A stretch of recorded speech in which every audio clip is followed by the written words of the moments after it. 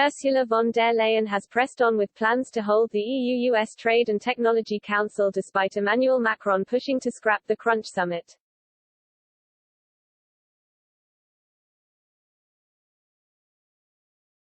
France's anger over the AUK-US submarine pact between the US, UK and Australia had raised doubts over whether the talks would take place.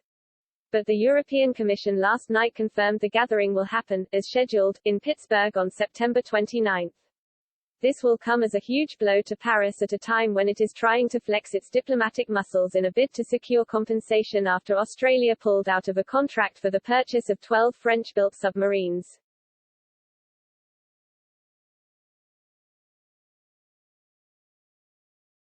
Canberra reneged on the deal in favour of an agreement to secure nuclear-powered vessels from the British and Americans.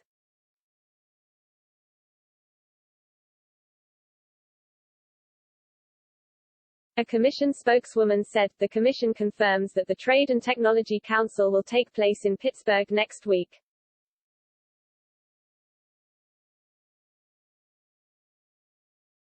She added, "The TTC will address short-term semiconductor issues in Pittsburgh."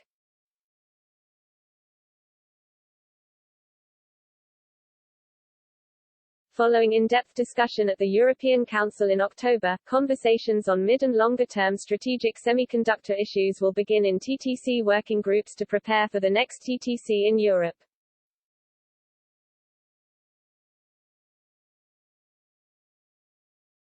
Up until last night, the Commission had avoided the question of whether the summit would go ahead because of French anger at the US and Australia.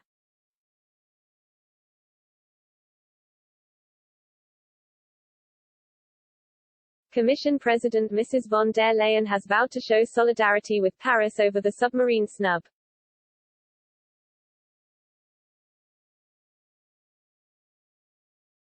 But U.S. President Joe Biden has moved in to calm tensions and held talks with French President Emmanuel Macron.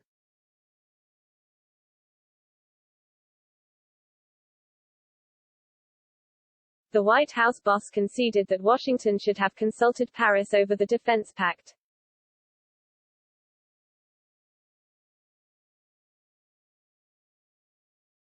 Mr. Macron had recalled his ambassadors from the US and Australia in retaliation to the snub.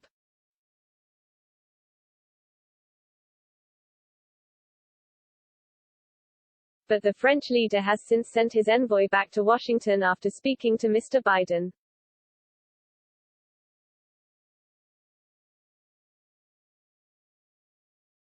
In a joint statement, the two men agreed to meet in Europe in late October, probably at the G20 summit, to discuss how to improve consultations in future.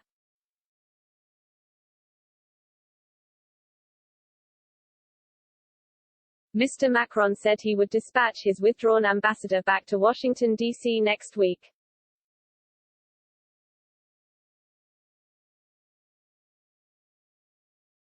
There was no sign that America or Australia would go back on the decision to work together on building nuclear-powered submarines.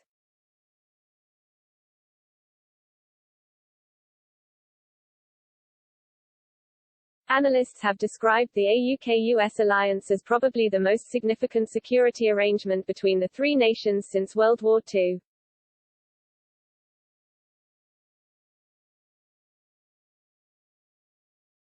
The trio will focus on military capability, separating it from the Five Eyes intelligence sharing alliance, which also includes New Zealand and Canada.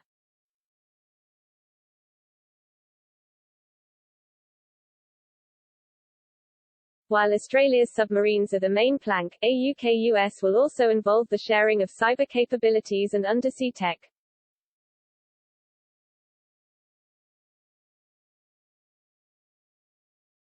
Meanwhile, Pierre-Éric Pommelet, the head of French defence contractor Naval Group, said his firm will be seeking compensation for Australia's cancellation of its £48 billion contract for 12 diesel-electric submarines.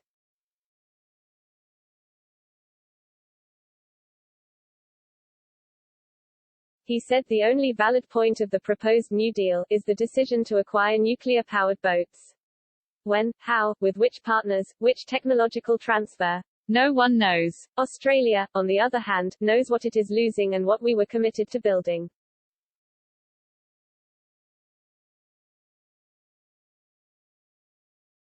Mr. Pomeroy added, at Naval Group, we had no warning sign or the slightest information that we were becoming a Plan B in favor of a Plan A with the United States and the United Kingdom.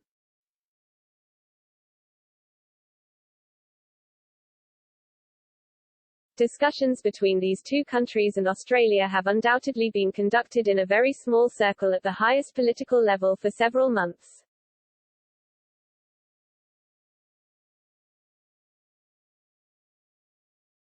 This decision was announced to us without any notice, with incredible brutality.